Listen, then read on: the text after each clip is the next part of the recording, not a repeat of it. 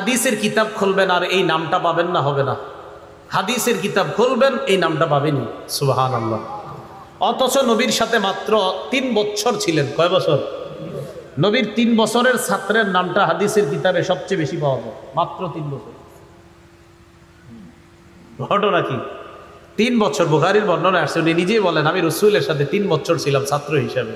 তার মানে কেমন থাকা থাকলে এই ছাত্রের নামটা হাদিসে সবচেয়ে বেশি পাওয়া যায়? এবার মন দিয়ে শোনেন, বলেন সাহাবীর নাম কি? আবু হুরায়রা। তার আসল নাম আব্দে শামস। বলেন আসল নাম। ইসলাম গ্রহণ করার আগে তার নাম ছিল আব্দে শামস। ফালাম্মা আসলামা, তিনি যখন মুসলমান হলেন, সাম্মাহুন নবী সাল্লাল্লাহু আলাইহি ওয়াসাল্লাম আব্দুর রহমান। কোন কোন উলামায়ে কেরামের আলেমের বক্তব্য যে তিনি ইসলাম গ্রহণ করার পর তার নাম নবী রাখলেন আব্দুর রহমান। কি নাম রাখছে? বলেন তো, তারে আমরা কোন নামে চিনি? আবু হুরায়রা রাদিয়াল্লাহু তাআলা। এই নামেই তো চিনি আমরা, ঠিক না?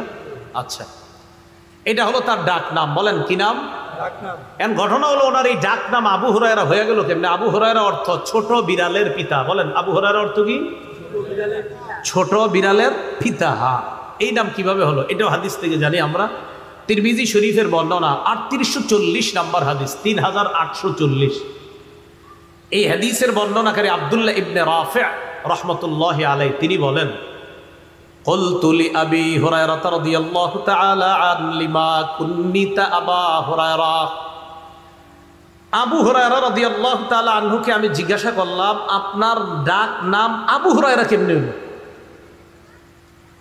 আবু হুরায়রা রাদিয়াল্লাহু তাআলা আনহু যে জবাবটা দিলেন, মুখস্থ রাখবেন জবাবটা। তিনি জবাব দিলেন, কুনতু আরআ গানামা আহলি, আমি আমার পরিবারের মেষ চড়াইতাম। ওয়া কানাত লি হুরায়রাতুন সাগীরা, আমার ছোট্ট একটা বিড়াল ছানা ছিল, ছোট্ট একটা বিড়ালের বাচ্চা ছিল। কুনতু আদউহা বিল-লাইলি ফি শাজারা, রাতের বেলা এই বিড়ালের বাচ্চাটা একটা গাছের মধ্যে রেখে দিতাম। ফাইদা কানান নাহার যাহাবতু বিহা মাই, দিনের বেলা এই বিড়ালের বাচ্চাটা আমার সাথে নিয়ে যেতাম। ওয়া লাইবতু বিহা, এটার সাথে আমি খেলাধুলা করতাম। ফাকান্নাউনি আবা হুরায়রা, জনগণ আমার নাম দিয়ে দিল বিড়ালের পিতা, ছোট বিড়ালের পিতা। ওই যে খালি বিড়ালের বাচ্চা পালি, তাই জনগণ আমারে বলতে লাগলো আবু হুরায়রা মানে বিড়ালের পিতা, আবু হুরায়রা ছোট বিড়ালের পিতা। আর এই নামটা এত প্রসিদ্ধ হয়েছে, সারা পৃথিবীতে তার আসল নাম এখন কেউ জানে না, প্রায় মানুষ জানে না। তার এই নামটাই আল্লাহ প্রসিদ্ধ করে দিয়েছেন। বুঝে আসছিল? তাহলে জনগণ আমার নাম দিয়ে দিলেন কান্নাউনি আবা হুরায়রা, আমার ডাক নাম দিয়ে দিছে আবু হুরায়রা। তখন থেকে আমি আবু হুরায়রা, হাদিসের কিতাবে আবু হুরায়রা, ইতিহাসের কিতাবেও আমি আবু হুরায়রা। আবু হুরায়রা রাদিয়াল্লাহু তাআলা আনহুর এলাকা কোথায়? বলেন আমার সাথে, ইয়েমেনের দাউস। বলেন ইয়েমেনের দাউস নামক এলাকায় তার বাড়ি। ইয়েমেনের দাউস, এটারও একটা দলিল আছে। তিরমিজি শরীফের বর্ণনা 3838, কত হয়? 3838, মানে 3838। তো সুন্দর সহজে মনে রাখার জন্য 3838, 3838 নম্বর হাদিস। এই হাদিসের বর্ণনাকারী আবু হুরায়রা রাদিয়াল্লাহু তাআলা তিনি বলেন, قال رسول الله صلى الله عليه وسلم ممن انت يا ابا هريره, আবু হুরায়রা তুমি কোন এলাকার মানুষ? আবু হুরায়রা জবাব দিলেন, মিন দাউস, হুজুর আমি দাউস গোত্রের মানুষ, আমি দাউস এলাকার মানুষ। দাউস হলো ইয়েমেনের এলাকা, একটা এলাকার নাম। বলেন তো আপনারা, আবু হুরায়রা যেই এলাকার মানুষ দাউস, ওই দাউসটা কোন জায়গায়? এই ইয়ামানবাসীর জন্য রাসূল সাল্লাল্লাহু আলাইহি সাল্লাম স্পেশাল বরকতের দোয়া করেছেন। তার মানে বরকতের এই দোয়াটা আবু হুরায়রা রাদিয়াল্লাহু তাআলা আনহুও পেয়েছেন। সহিহ বুখারীর 7094 নম্বর হাদিসের বর্ণনা। এই হাদিসের বর্ণনাকারী আব্দুল্লাহ ইবনে ওমর রাদিয়াল্লাহু তাআলা আনহুমা। আব্দুল্লাহ ইবনে ওমর রাদিয়াল্লাহু তাআলা আনহুমার বক্তব্য, তিনি বলেন, যাকারান নবী সাল্লাল্লাহু আলাইহি ওয়াসাল্লাম ফাকালা আল্লাহুম্মা বারিক লানা ফি শামিনা, আল্লাহুম্মা বারিক লানা ফি ইয়ামানিনা। قالوا وفي نجدنا قال اللهم بارك لنا في شأمنا اللهم بارك لنا في يمننا। রাসূলুল্লাহ সাল্লাল্লাহু আলাইহি সাল্লাম বললেন, আল্লাহ আপনি আমাদের শামে বরকত দেন, আমাদের ইয়েমেনে আপনি বরকত দেন। সাহাবীগণ বললেন, হুজুর নজদের জন্য একটু দোয়া করেন। নবী আবার দোয়ায় বললেন, আল্লাহ আপনি আমাদের শাম মানে বর্তমান সিরিয়া, আল্লাহ আপনি সিরিয়ায় বরকত দেন, ইয়েমানে বরকত দেন। সাহাবীগণ বললেন, হুজুর নজদের বরকতের দোয়া করেন।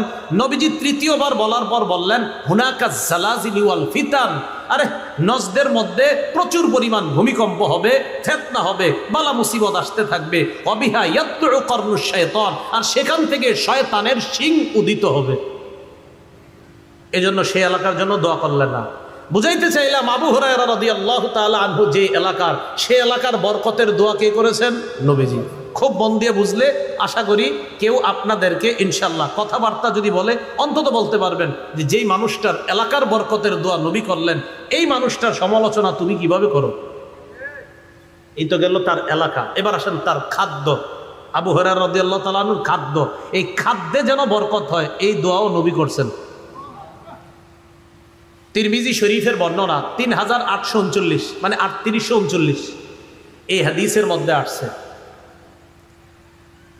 রাসূলুল্লাহ সাল্লাল্লাহু আলাইহি ওয়াসাল্লাম এক জায়গায় অবস্থান করতেছে। আবু হুরায়রা রাদিয়াল্লাহু তাআলা আনহু নবীজির কাছে আসলেন। আবু হুরায়রা রাদিয়াল্লাহু তাআলা আনহু বলেন, আতাইতু রাসূলুল্লাহি সাল্লাল্লাহু আলাইহি ওয়াসাল্লাম বিতামারাত, আমি রাসূলুল্লাহ সাল্লাল্লাহু আলাইহি সাল্লামের কাছে কিছু খেজুর নিয়ে আসলাম। খেজুরগুলা একটা মিজওয়াদের মধ্যে ছিল। আরবিতে মিজওয়াদ এর অর্থ হলো থলে বা একটা পাত্র, এই পাত্রের মধ্যে খেজুরগুলা ছিল। খুব বুঝেন, তিরমিজির 3839 নম্বর হাদিস। তো নবীজির কাছে আইসা আমি বললাম, উদুল্লাহ, হুজুর আল্লাহর কাছে একটু দোয়া করেন। কি দোয়া করব? হুজুর আল্লাহর কাছে দোয়া করেন আল্লাহ যেন এটার মধ্যে বরকত দেয়। উদুল্লাহ ফিহিন্না বিল বারাকা, আপনি আমার এই খেজুরগুলাতে যাতে প্রচুর বরকত হয় এই দোয়াটা আপনি আল্লাহর কাছে করেন। একটু বুঝেন, আবু বকর সিদ্দিক রাদিয়াল্লাহু তাআলা আনহু খলিফা ছিলেন প্রায় 2 বছর ধরে আমরা, বা একটু কম বেশি। ওমর ফারুক ছিলেন 10 বছর, ওসমান 11-12 বছর, 12 যদি ধরি, 10 আর 12 22, আবু বকরের 2 প্রায় 24। তো একটু বুঝে নিবার, রাসূলুল্লাহ সাল্লাল্লাহু আলাইহি সাল্লামের কাছে আবু হুরায়রা আসছে। দেখেন মনে রাখবেন কিন্তু আবু বকরের খেলাফত, ওমরের খেলাফত, ওসমানের খেলাফত। কেন বললাম একটু পরে বুঝবেন। আবু হুরায়রা রাদিয়াল্লাহু তাআলা আনহু খেজুর নিয়ে আসলেন, বললেন হুজুর বরকতের দোয়া করেন। নবীজি সাল্লাল্লাহু আলাইহি সাল্লাম বরকতের দোয়া করে দিলেন। নবীজি সাল্লাল্লাহু আলাইহি সাল্লাম বরকতের দোয়া কিভাবে করলেন? আবু হুরায়রা বলেন, জম্মাহুন্না, খেজুর সবগুলারে এক জায়গায় করলেন, করার পর সুম্মা দাআলি ফিহিন্না বিল বারাকা, এই খেজুরগুলাতে যেন বরকত হয় নবী আমার জন্য দোয়া করলেন। দোয়া করার পর আমাকে বললেন, খুযহুন্না ওয়াজআলহুন্না ফি মিজওয়াদিকা, আবু হুরায়রা খেজুরগুলা নাও, তোমার থলের মধ্যে খেজুরগুলা রেখে দাও। আবু হুরায়রা বলেন, থলের মধ্যে রাখলাম। রাখার পর নবীজি আমারে বললেন, শোনো, কুল্লামা আরাদতা আন তাকুলা মিনহু, তুমি যখনই খেজুর খাইতে চাইবা, আদখিল ফিহি ইয়াদাকা, তখনই তোমার হাতটা থলের মধ্যে ঢুকাইবা, প্রবেশ করাইবা, সেখান থেকে খেজুর নিবা, খাইবা। ওয়ালা তানসুরহু নাসরা, কখনো এই ঝুড়িটা, এই থলেটা, এই প্লেটটা, পাত্রটা এইভাবে ঝেড়ে ফেলে দিও না, তুমি খালি হাত দিবা আর খেজুর নিবা। বুঝে আসেন? এবার আসেন খেলাফতের আমল কেন বললাম। আবু হুরায়রা বলেন, এইভাবে দোয়া করে দেওয়ার পর আমি ওখান থেকে হাত দিতাম, আল্লাহর রাস্তায় খেজুর দান করতাম। কুন্না নাকুলু, আমাদের পরিবারের সবাই খেজুর খাইতাম। অনুতইমু, অন্যদেরকেও খেজুর খাওয়াইতাম। আবু হুরায়রা বলেন, শুধু তাই নয়, এইভাবে চলতেছিল, আমি খেজুর খাইতাম, অন্যদেরকে খেজুর খাওয়াইতাম। লা ইউফারিকু হাকবি, আমার খেজুরের এই থলেটা আমার কোমর থেকে কখনো আলাদা হইতো না। হাত্তা ইদা কানা ইয়াউমু কতলি ওসমান, যেদিন হযরতে ওসমান শহীদ হয়ে গেলেন, ইন্নাহু ইনকাতা, খেজুরের থলেটা এখান থেকে সরে গেছে, পড়ে গেছে, এর মানে তখন ঝরে পড়ে গেছে। ওই যে রাসূল বলছিলেন একবারে ঝেড়ে ফেলে দিও না, কিন্তু ওসমান যেদিন শহীদ হয়েছে ওই দিন আমার থেকে এটা ছুটে পড়ে গিয়েছে। এর আগ পর্যন্ত আমি কখনো দেখি নাই ভিতরে, শুধু হাত দিতাম আর যত পরিমাণ খেজুর দরকার আমি খাইতাম, অন্যকে খাওয়াইতাম, আল্লাহর রাস্তায় দান করতাম। আবু হুরায়রা দেশেও বরকত, খাদ্যেও বরকত, কারে নিয়ে সমালোচনা, এটার একটা কারণ আছে। হাদিস অস্বীকারীরা এই সাহাবীর সমালোচনা যদি করতে পারে, তারে যদি সমালোচনায় আনতে পারে যারা হাদিস অস্বীকার করে, ইদানিং তো এই ফিতনা ভয়ঙ্কর। তো যে আবু হুরায়রার সমালোচনা যিনি করেছেন তিনি একজন হাদিস অস্বীকারী, তাকে যদি সমালোচিত করা যায় তাহলে আপনার বুখারীর হাদিস কিছু, আবু হুরায়রার বর্ণনাকৃত হাদিস বেশি, তখন এটার উপরে আঘাত করা যাবে। আল্লাহ আমাদেরকে তাদের ফিতনা থেকে হেফাজত করেন, আল্লাহ তাদেরকে বুঝদান করেন। তাহলে আবু হুরায়রা যে দেশে সেখানে বরকত, তার খাদ্যেও বরকত। এখন আসেন, আবু হুরায়রা রাদিয়াল্লাহু তাআলা আন এবং তার মা, তাদের জীবনেও কি পরিমাণ রসুলের দোয়ার প্রভাব আর বরকত এবার একটু দেখে নিই। মুসলিম শরীফের বর্ণনা 2491 নম্বর হাদিস আমাদের মাদ্রাসার পাঠ্যপুস্তক অনুসারে, আর আপনাদের ওই পকেটের মোবাইল অনুসারে 6290 নম্বর হাদিস। এই হাদিসের মধ্যে আসছে আবু হুরায়রা রাদিয়াল্লাহু তাআলা আনহু বলেন, কুনতু আদউ উম্মি ইলাল ইসলাম, আমি আমার আম্মাকে ইসলামের দাওয়াত দিতাম। এই হাদিসটা সবাই মন দিয়ে শুনেন। আমি আমার আম্মাকে ইসলামের দাওয়াত দিতাম, ওয়াহিয়া মুশরিকা, আম্মা ছিলেন মুশরিকা। ফাদাউতুহা ইয়াওমা, একদিন আমি আম্মাকে দাওয়াত দিলাম। ফাসমাতনি ফি রাসূলিল্লাহি সাল্লাল্লাহু আলাইহি ওয়াসাল্লাম মা আকরা, একদিন আমি দাওয়াত দেওয়ার পর আল্লাহ নবীর ব্যাপারে এমন এমন কিছু শব্দ আমার শোনা দেয় যে কথাগুলো আমার পছন্দ হয় নাই। আমি দাওয়াত দিই আম্মারে, একদিন দাওয়াত দিছি, নবীজির ব্যাপারে এমন এমন কথা বলছে আমার খুব খারাপ লাগছে, ছি ছি, নবীর ব্যাপারে এগুলো কি বললো আমার আম্মা। তো যখন রসুলের ব্যাপারে উল্টা পাল্টা কথা বলছে, আমি দৌড়ে নবীজির কাছে গেলাম। আতাইতুন নবী সাল্লাল্লাহু আলাইহি ওয়াসাল্লাম ওয়া আনা আবকি, আমি কাঁদতে কাঁদতে রসুলের কাছে গেলাম, কান্নারত অবস্থায় চোখের পানি পড়তেছে। নবীজির সামনে গিয়ে বললাম, উদউল্লাহা আইয়াহদিয়া উম্মা আবি হুরায়রা, হুজুর আল্লাহর কাছে একটু দোয়া করেন, আল্লাহ যেন আবু হুরায়রার মাকে হেদায়েত দিয়ে দেন। কি হইছে আবু হুরায়রা? হুজুর কুনতু আদউ উম্মি ইলাল ইসলাম, আমার আম্মারে আমি ইসলামের দাওয়াত দেই। ফাতাবা আলাইয়া, আম্মা বারবার দাওয়াত অস্বীকার করে। ফাদাউতুহাল ইয়াউমা, আজকে আম্মাকে দাওয়াত দিলাম। ফাসমাতনি ফিকা মা আকরাহু, আম্মা আপনার ব্যাপারে এমন কিছু শব্দ বলছে এগুলো আমার পছন্দ হয় নাই, তাই আমি আপনার কাছে আসছি, আপনি একটু আল্লাহর কাছে দোয়া করেন, আল্লাহ যেন আমি আবু হুরায়রার মাকে হেদায়েত দিয়ে দেন। নবীজি সাথে সাথে বললেন, আল্লাহুম্মা হদি উম্মা আবি হুরায়রা, আল্লাহ আপনি আবু হুরায়রার মাকে হেদায়েত দিয়ে দেন। আবু হুরায়রা বলেন, ফাখরাজতু মুস্তাবশিরান বিদাওয়াতি রাসূলিল্লাহি সাল্লাল্লাহু আলাইহি ওয়াসাল্লাম, খুশিতে আমি দৌড় দিলাম, আল্লাহ নবীর দোয়া, এই দোয়ার কারণে আমি এত খুশি হইলাম, তাড়াতাড়ি বাড়ির দিকে দৌড় দিলাম, বাড়িতে রওনা করলাম। ফাসরিআতু ইলাল বাব, ফাসরিআতু ইলাল বাব, বাড়িতে গেলাম, দরজার সামনে গেলাম। ওয়া হুয়া মুজাব, গিয়ে দেখি দরজাটা বন্ধ, বাড়ির দরজা। কিরে দরজা বন্ধ কেন? একটু পরে আমি বুঝতে পারলাম, সামিআত উম্মি খাশফা কদামাইয়া, আম্মা আমার পায়ের আওয়াজ শুনছে ভিতর থেকে। আম্মা আমারে খুব সুন্দরভাবে বলতেছে, মাকানাকা ইয়া আবু হুরায়রা, বাবা আবু হুরায়রা যেখানে আসো সেখানে দাঁড়িয়ে থাকো। সুবহানাল্লাহ, কথা একটু নরম নরম, ঘটনা কি মনে কিছু একটা হইতেছে। আবু হুরায়রা বলতেছে, আম্মা বলতেছে, আবু হুরায়রা যেখানে আসো সেখানে দাঁড়িয়ে থাকো। আবু হুরায়রা বলেন, সামি'তু খাদখাদাতাল মা, আমি পানির টপ টপ আওয়াজ শুনতেছি। ভিতরে যদি কেউ গোসল করে অথবা আপনার উজু করে, আমরা কিন্তু বুঝি লোকটা যে গোসল করতেছে, বাইরে থেকে বোঝা যায়। আবু হুরায়রা বলেন, ভিতরে আম্মা যে গোসল করতেছে, গোসলের পানি পড়তেছে, এতটুকু আমার বুঝে আসতেছে। কিরে আম্মা গোসল করলো কেন? আবু হুরায়রা বলেন, আম্মা গোসল করলেন, এগতা সালাত গোসল করলেন, ওয়ালাবিসাদ দিরআহা, চাদর বললেন, ওয়াজিলাত আন খিমারিহা, তাড়াতাড়ি ওড়নাটা পেঁচাইতে পেঁচাইতে, ফাতাহাতিল বাব, দরজাটা খুইলা, আমি সামনে দাঁড়ানো, আম্মা দরজা খুলেই বলতেছে, আশহাদু আল্লাহ ইলাহা ইল্লাল্লাহ ওয়া আন্না মুহাম্মাদার রাসূলুল্লাহ, আমি সাক্ষ্য দিচ্ছি আল্লাহ ছাড়া কোনো ইলাহ নাই, মুহাম্মদ সাল্লাল্লাহু আলাইহি সাল্লাম আল্লাহর রাসূল। সুবহানাল্লাহ।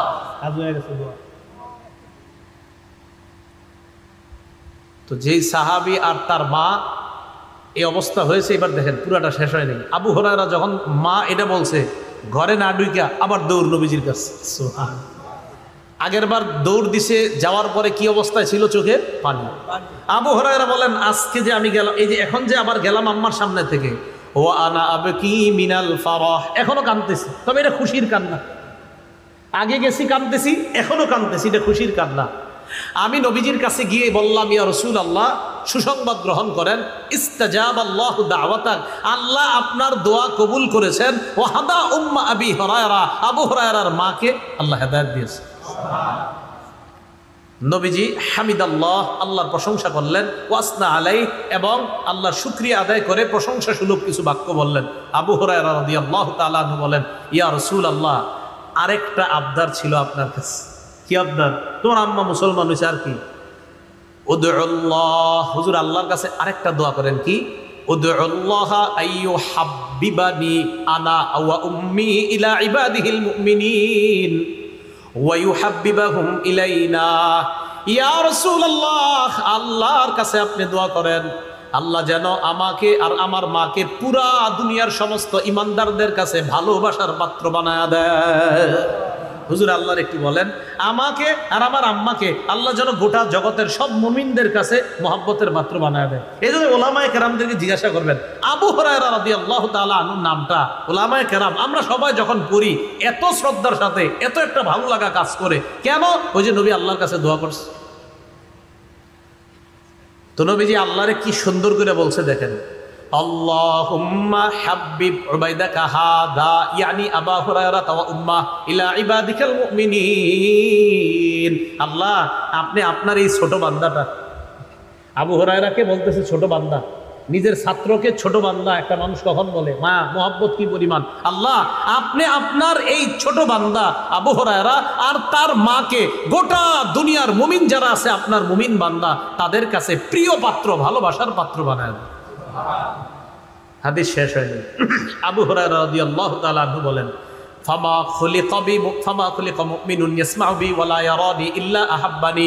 এরপর দুনিয়াতে যত মুমিন জন্মগ্রহণ করেছে, আমার ব্যাপারে শুনেছে অথবা আমাকে দেখেছে, সাথে সাথে আমারে মহব্বত করছে। তাহলে আবু হুরায়রা যে দেশের, সেই দেশের বরকতের দোয়া নবী করলেন। আবু হুরায়রার খাদ্যের বরকতের দোয়া করলেন। আবু হুরায়রা আর তার মা গোটা জগতের মুমিনের কাছে যেন মহব্বতের পাত্র হয়, এই দোয়া নবী করলেন।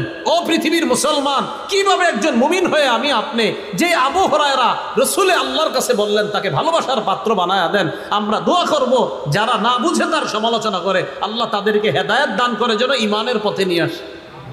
কারণ আবু হুরায়রাকে মহব্বত করার জন্য ইমান শর্ত, কারণ ইমানদার বান্দা বলছে হাদিস। এই গেল আবু হুরায়রার ব্যাপারে, তার মা আর তার ব্যাপারে কথা। আবু হুরায়রা রাদিয়াল্লাহু তাআলা আনহুর মেধা প্রথমে বেশি ছিল না।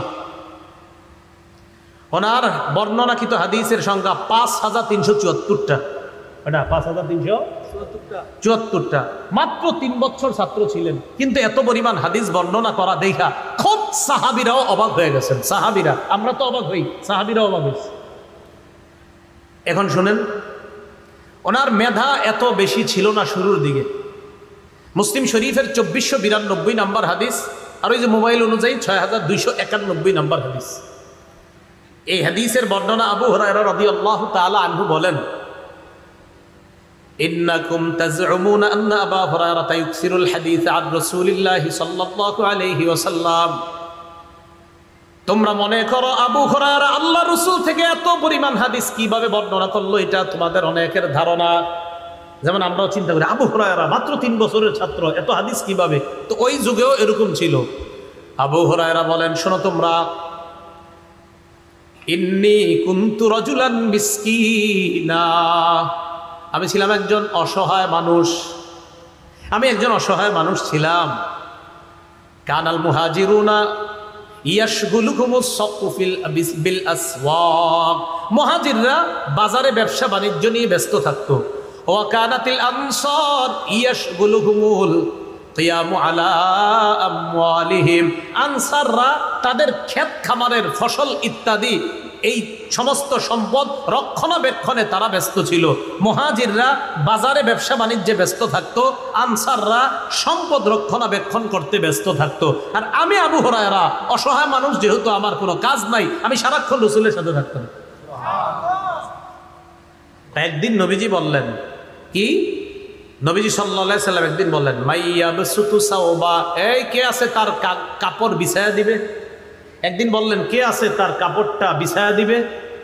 কয় কেন? কাফালাইয়ানসা শাইআ, কয় যে আজকে তার কাপড় বিছাবে আজকের পরে সে আর কিছু ভুলবে না। আবু হুরায়রা রাদিয়াল্লাহু তাআলা আনহু বলেন, বাসাতু সাওবি, আমি আমার কাপড়ের আঁচল তাড়াতাড়ি বিছায়া দিলাম, একবার না, অথবা একটা কাপড় মনে করেন বিছায়া দিলাম। বিছায়া দেওয়ার পর, এটা হলো মুসলিম শরীফের বর্ণনা, এটা মুসলিম শরীফের বর্ণনা। বুখারীর বর্ণনা 119 নম্বর হাদিসের বর্ণনা। আবু হুরায়রা নবীজিকে বললেন, ইয়া রাসূলুল্লাহ, সামিআতু মিনকা হাদিসান কাসীরা ওয়া আনসা, হুজুর আপনার থেকে এত হাদিস শুনি আমি, কিন্তু ভুলে যাই। আপনার থেকে প্রচুর পরিমাণ হাদিস শুনি, কিন্তু আমি ভুলে যাই।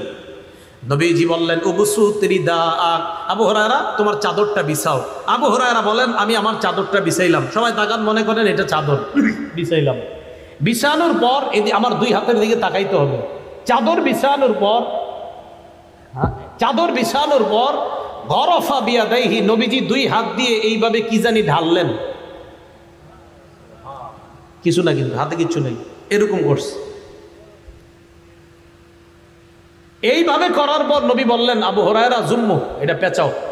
তো এইভাবে পেঁচাইলাম, পেঁচানোর পর বললেন, এবার তোমার সাথে মিলাও। বুখারীতে আছে ফাযসাবামতু ইলাইয়া, বুখারী শরীফের 119 নম্বর হাদিসের মূল কিতাবে ওলামায়ে কেরাম দেখবেন বাইনা সাত্রাইনে ছোট্ট করে লেখা আছে, ইলা সদরি, আমি এই কাপড়টাকে আমার বুকের সাথে মিলাইলাম। শোনো দুনিয়ার মানুষ, ফামা নাসিতু শাইআন বাদা, আনসাররা তাদের সম্পদ নিয়ে ব্যস্ত থাকতো, মুহাজিররা তাদের ব্যবসা নিয়ে ব্যস্ত থাকতো, আমি রসুলের সাথে লেগে থাকতাম।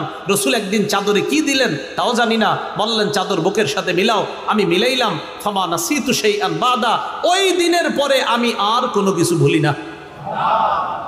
বুঝাইছিনি কেন বেশি? তাহলে আবু হুরায়রার দেশও বরকতি, খাদ্য বরকতি, তার মায়ের জীবনও বরকতি, শুধু তাই না, তার মেধাটাও বরকতি মেধা। কারে নিয়ে সমালোচনা করেন? আল্লাহ বুঝার তৌফিক দান করেন। আবু হুরায়রা রাদিয়াল্লাহু তাআলা আনহুর ইলমের প্রতি কেমন আগ্রহ, হাদিসের প্রতি, চলেন নবীর মুখ থেকে শুনি। নবী খোদ সাক্ষী দিছে আবু হুরায়রার যে হাদিসের প্রতি কি পরিমাণ আগ্রহ। সহিহ বুখারীর 99 নম্বর হাদিস, এই হাদিসের মধ্যে আসছে, আবু হুরায়রা রাদিয়াল্লাহু তাআলা নবীজিকে প্রশ্ন করলেন, হাদিসটা শুনেন, মান আসআদুন নাস বিশাফাআতিকা ইয়া রাসূলুল্লাহ, হুজুর আপনার কাছে জানতে চাই, কিয়ামতের ময়দানে আপনার সুপারিশের মাধ্যমে সবচেয়ে কোন মানুষটা সৌভাগ্যবান হবে, আমি আপনার কাছে জানতে চাই। প্রশ্ন বুঝে আসছিনি? আবার বলছি, ইয়া রাসূলুল্লাহ, কিয়ামতের ময়দানে আপনার সুপারিশের মাধ্যমে কোন ব্যক্তিটা সবচেয়ে সৌভাগ্যবান হবে? নবীজি জবাবটা কি দিলেন আগে শোনেন। আবু হুরায়রা, লাকাদ জানানতু আল্লা ইয়াসআলানি আহাদুন আউয়ালু মিনকা, আবু হুরায়রা আমি জানতাম এই জাতীয় প্রশ্ন তোমার আগে অন্য কেউ করতে পারে না। আমি জানতাম আমার আবু হুরায়রার পক্ষেই এই জাতীয় প্রশ্ন করা সম্ভব। কয় কেন জানো? লিমা রাআইতু মিন হিরসিকা আলাল হাদিস, কারণ আবু হুরায়রা আমি দেখছি অন্যান্যদের চাইতে হাদিসের প্রতি তোমার আগ্রহ কি পরিমাণ বেশি। এটা কার বক্তব্য? নবী। নবী বলতেছে, আবু হুরায়রা এই প্রশ্ন যে তুমি করবা এটা আমি ধারণা করছি, কারণ এই জাতীয় প্রশ্ন তো আমার আবু হুরায়রাই করতে পারে।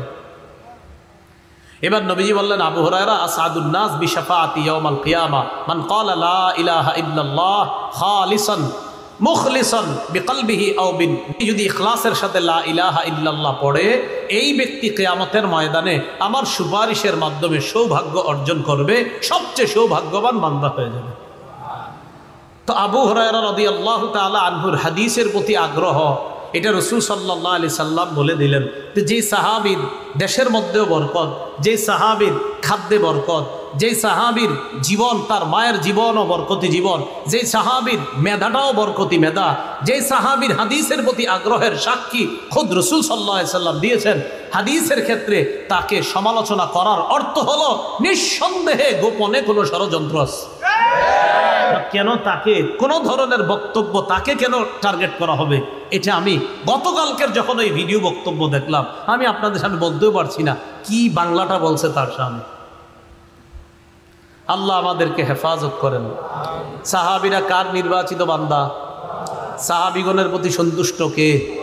সাহাবীগণ এই উম্মতের জন্য জানি কি নিরাপদ। সাহাবিগণ এই উম্মতের জন্য কল্যাণ, সাহাবিদের মর্যাদা হেফাজত করা রসুলের হুকুম, সাহাবিদেরকে গালি দেওয়া হারাম, সাহাবিদেরকে গালি দেওয়া রসুলের নিষেধ। রসুল্লাহ সাল্লাল্লাহু আলাইহি সাল্লামের বিখ্যাত সাহাবি আবু হুরায়রার জীবন বরকতি, দেশ বরকতি, হায়াত বরকতি, খাদ্য বরকতি, মেধাটাও বরকতি, হাদিসের প্রতি তার আগ্রহ রসুল্লাহ সাল্লাল্লাহু আলাইহি সাল্লামের সাক্ষী। আল্লাহ পাক রব্বুল আলামিন আমাদের সকলকে যে কথাগুলো বললাম শুনলাম এর উপর আমল করার তৌফিক দান করেন। আমিন ওয়া আখিরু দাওয়ানা আলহামদুলিল্লাহি রাব্বিল আলামিন। গুনাহ থেকে বাঁচার কি উপায়? গুনাহ থেকে বাঁচার উপায়, মোবাইল কম চালাইবেন। কি কম চালাইবেন? হ্যাঁ, এই যুগে ভিডিও টিডিও কম দেখবেন, গুনাহ থেকে একদম সহজে এটা আর কি এই যুগের জন্য আর কি বলছি না। মোবাইল চালানো না যায় যেটা বলছি না, আপনি না চালায় দেখেন 1 মাস দেখবেন অটোমেটিক গুনাহ চলে যেতেছে। আল্লাহ আমাদের সকলকে কথাগুলা বোঝার তৌফিক দান করেন। আসসালামু আলাইকুম ওয়া রাহমাতুল্লাহি ওয়া বারাকাতুহু।